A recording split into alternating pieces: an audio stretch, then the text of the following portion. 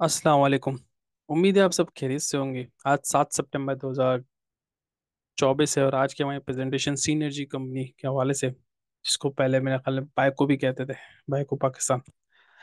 इसके हवाले से बड़ी क्विक प्रेजेंटेशन है।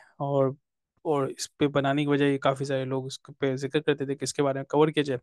और कुछ यूट्यूब एनालिस्ट हैं, मार्केट एनालिस्ट हैं, उसके बारे में बड़ा पॉजिटिव इंडिकेटर दे रहे हैं।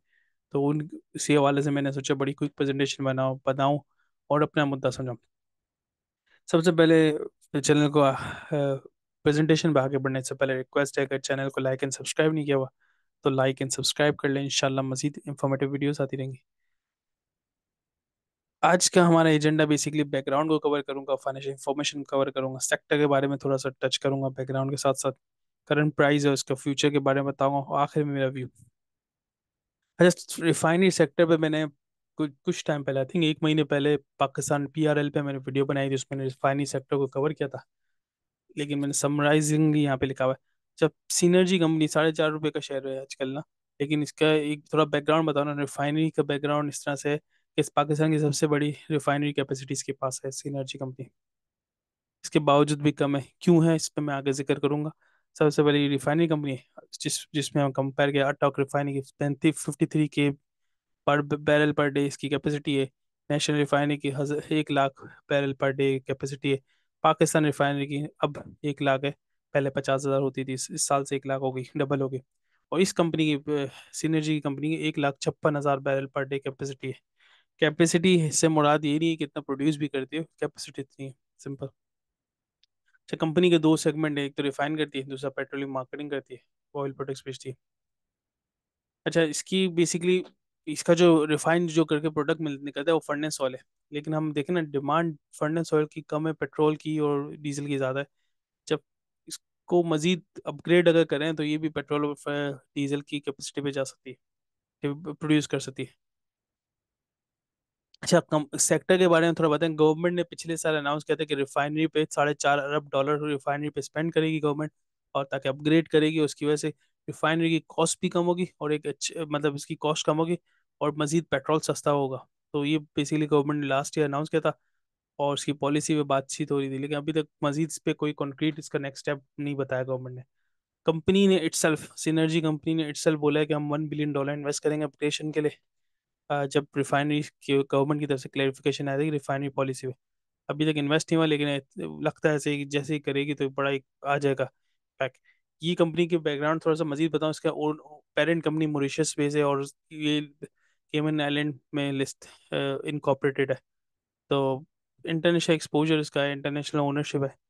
तो लगता है ये कुछ ये अपने कमिटेड की ऑनर करेगी। जब फाइनेंशियल इंफॉर्मेशन देखें, पीएनएल वाइज देखें, पीएनएल दिख नजर आता है कि इम्प्रूव होता हुआ नजर आ रहा है 9 मंथ पे। अभी का लॉस पहले कितना था, अब कितना कम रह गया है। लुक लाइक इन्होंने अपने कॉस्ट को कंट्रोल किया है और रेवेन्यू नंबर को बढ़ाया, तो विच इज़ गुड। लेकिन अगर बैलेंस शीट की बात करूँ, बैलेंस शीट इनकी अच्छी नहीं है। बैलेंस शीट पे अगर देखें ना, इनकी लाइबिलिटी पोजीशन अच्छी नहीं। करंट एसेट इनके 69 अरब है और जो लाइबिलिटीज हैं 103 अरब है, जो कि बड़ा मतलब एक नेगेटिव और लिक्विडिटी पॉइंट से चैलेंज नजर आता है बाजार। अच्छा, एक चीज जो पीएनएल में मैंने कवर नहीं की, इसकी फाइनेंस कॉस्ट है। फाइनेंस कॉस्ट इनकी बहुत पूरा प्रॉफिट ही ली जाती है। इसका ऑपरेटिंग प्रॉफिट बिफोर फाइनेंस को 6.7 है और फाइनेंस कॉस्ट इटसेल्फ 7 बिलियन है। तो ये इसका प्रॉफिट ले जाते हैं। मैं समझता हूँ इसको इनको कंट्रोल करना चाहिए, तो उनका बस बकाया बाकी सब ऑटोमेटिकली कंट्रोल होगा, जो मुझे लगता है। अब इसकी नेक्स्ट प्राइस पे, नेक्स्ट चीज पे, करंट प्राइस आउटलुक। अच्छा, करंट प्राइस ₹4 पे हिस्टोरिकली हिस्टोरिक हाई गया था, ₹12 पे गया था जब इसने नाम चेंज किया था। थिंक 2021 में इसने नाम चेंज किया था। बाइको पाकिस्तान इसका नाम होता था पहले, और फिर ये सिनर्जी हुआ। कुछ फ्रॉड्स भी थे इस वजह से, मैनेजमेंट चेंज भी, और फिर शेयर की प्राइस में काफ़ी फ्लक्चुएशन देखी। करेंटली इसकी बुक वैल्यू बाय ₹32। ₹32 पर शेयर का मतलब पर अगर कंपनी को आज बंद किया जाए, एसेट को बेचा जाए, ऑल्दो इसके एसेट सारे कॉस्ट पर रिकॉर्ड हुए हैं, जो कि आई एम क्वाइट कॉन्फिडेंट अगर इसको रीवैल्यू करें तो वैल्यू बहुत ज़्यादा होगी। तो अभी कॉस्ट की बेसिस पे ₹32 पर शेयर है, और तो और करंटली 4 पे मिला है, तो विच इंडिकेट कंपनी बहुत ज़्यादा अंडर वैल्यू है। ऐसा लगता है कि इसका वॉल्यूम बहुत ज़्यादा रहता है, ऐसा लगता है कि ये एक्यूमुलेशन फेस में। आजकल मैं देख रहा हूँ वॉल्यूम बहुत ज़्यादा है, तो जब कब किसी भी शेयर में स्टेबल थोड़ी सी काफ़ी टाइम तक एक ही जैसा रेट रहे ना, 3.5 4 के बीच में, तो और फिर अचानक से वॉल्यूम बढ़े, तो ये इंडिकेशन होती है कि थोड़ा सा ऊपर जाएगा भी, because seller and buyer both are interested in the shares.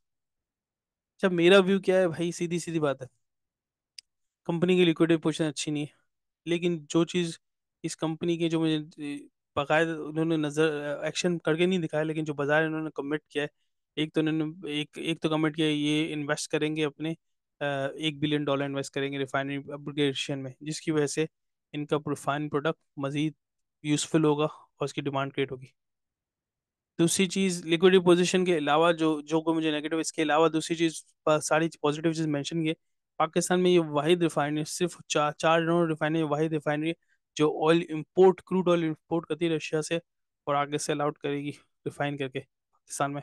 Wahid refinery बड़ा अच्छा स्टेप है। इसके बाद इस कंपनी के प्लान्स हमें पढ़ रहा था, आई थिंक किसी न्यूज़ वगैरह में पढ़ रहा था, कंपनी के प्लान है कि ये फर्नेस ऑयल एक्सपोर्ट करेगी एट सम पॉइंट, जो कि अनदर वेरी गुड स्टेप, क्योंकि अगर फर्नेस ऑयल की लोकल डिमांड नहीं है तो उनको एक्सपोर्ट करना पड़ेगा, जो बहुत अच्छी बात है। और इसका इनफ्लो भी ऑब्वियसली इसको डॉलर्स में होगा, फॉरेन करेंसी में होगा। अच्छा, इस कंपनी का जैसे मैंने जिक्र किया, मोरिश इसका पेरेंट दूसरी ग्रुप इंटरनेशनल ब्रांड एक्सपोजर है, तो इनकी इन्वेस्टमेंट ऑटोमोबाइल और टेक्नोलॉजी में भी है। ठीक है, तो ऐसा लगता है ग्रुप वाइज बड़ा डाइवर्सिफाइड ऑपरेशन है। तो हो सकता है इन फ्यूचर हम इस कंपनी को भी सही से चलता हुआ देखें। मेरा व्यू क्या है आखिर में, जो मैं समझता हूँ इसको रखना चाहिए शेयर पोर्टफोलियो में, नहीं है भाई, सीधी सी बात है, ₹4 का शेयर है।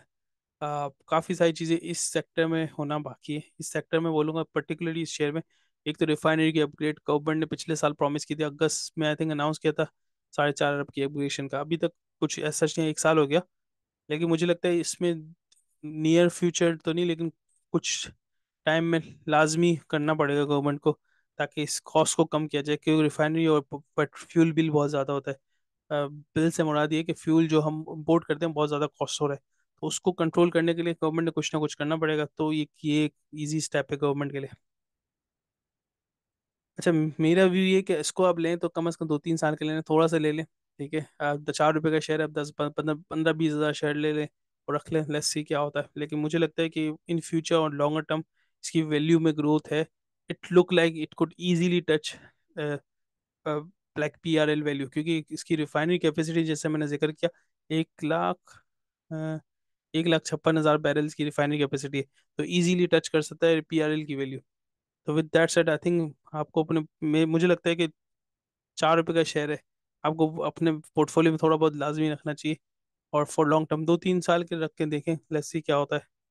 और फिर देखते हैं इंशाल्लाह। आई थिंक दैट्स इट, यही मेरा व्यू इस कंपनी के हवाले से। कोई चीज़ मिस आउट की हो तो लाजमी बताएं, इंशाल्लाह कवर करूंगा। चैनल को लाइक एंड सब्सक्राइब नहीं किया तो लाइक एंड सब्सक्राइब कर लें, इंशाल्लाह मजीद इंफॉर्मेटिव वीडियोस आते हैं। जज़ाकल्लाह, अस्सलाम वालेकुम।